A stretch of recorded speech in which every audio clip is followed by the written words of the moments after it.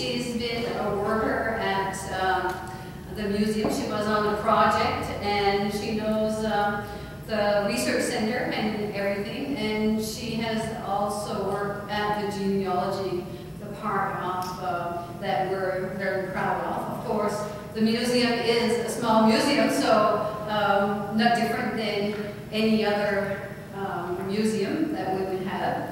But what we did have, and you see the breakdown on the papers which I forwarded, is we did a renovation, and the renovation, the cost was $233,472. So that's the renovation that we did on our museum and research center and our facility.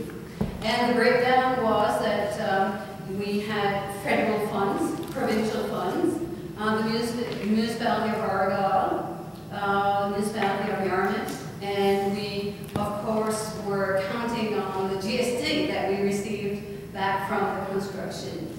Up to this date, we have raised $36,221 through our members and through local businesses and friends of the society. And we still have some money to raise, so it's over $37,000 that we have to raise. We have been promised, different municipalities have given us the funds over 3 years, so we are still going to recuperate those. And we have a vast information on genealogy, the collection from our Father Clarence d'Entremont for the archives, historical documents, and we know that I received the pins for the 250th, so we know there's lots of advertising on having the people come down, so part of our ads and part of our activities are on the website also. And I did talk to Bruce Bishop, and he will be certainly doing some ads for us for the activities that we have. So the people that will be coming in will be looking to do genealogy, to do research, to take part. The museum is also taking part on some of the activities that they have. So we are certainly hoping that the finance from the town of Yarmouth will help us through these crises, that the funds are not always available. Hopefully this summer, with the people that will be coming to visit, that people will travel from one place to the other. So we have a newly renovated barn, which is, we call it the community room, and in that room, which is called La Salle Pauline and Viat. I don't know if any of you know Pauline or Viat d'Entremont. He used to have Esso supply, yeah. So it's the barn that's close to the museum. So we renovated it, moved that, and we are helping the people that have photographies and paintings and all that to draw people in to come and see. So that's an exhibit room. That's how that room was done. So that helps the community. And actually, in May, which you had, I gave you the little piece of paper that says that in May we're having spring fling, and part of the exhibit will be Sue Hutchins. Her work is remarkable. I don't know if you've seen any of the things that she does. She has photographs, and she sends those photographs to be put on canvas. Oh, it's remarkable. It's different. So we'll have all kinds of pictures of painting of flowers, and she will have the snapshots, which is on canvas, which is very, very neat. So that's what we would have in that barn. So there's lots of activities. We hope that people will travel from one place. We are banking on, hopefully, that the people will not travel far. I mean, the Canadian dollar, the way it is, the price of gas and all of that, that people will stay in the area. And with the 250th, the perfect homecoming, that will certainly, the website, everything will certainly draw people to this area. So we are, our renovations that we did was, we added a climate control vault that was to keep the papers, the things that was the precious documents that we have, which was the pre-deportation.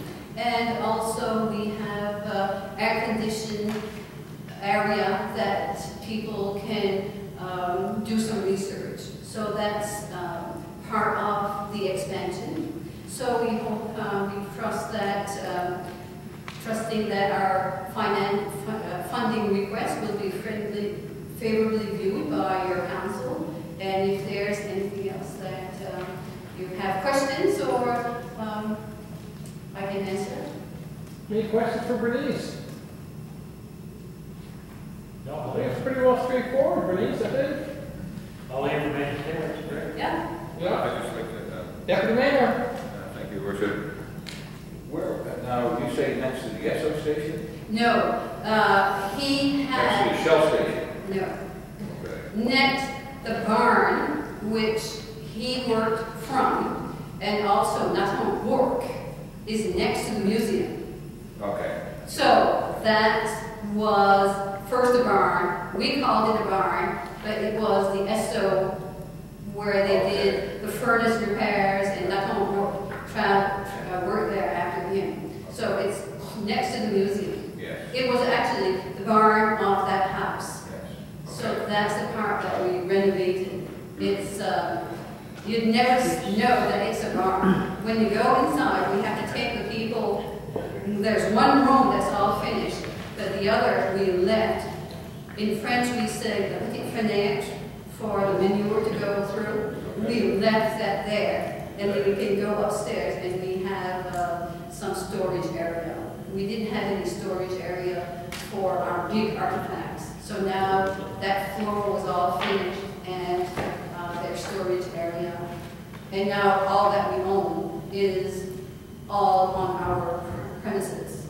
We don't have anything in anybody else's basement storage, and we keep track of everything that we have. Well, it was very important to you to put the vault in, that's for sure. Well, the vault was the most costly thing.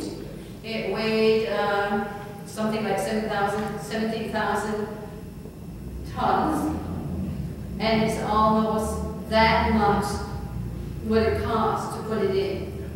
It's, people say you should have spent that on keeping that money, but it's not a fact. If you want to store something against the fire, against everything, it has to be that thick, it will not survive.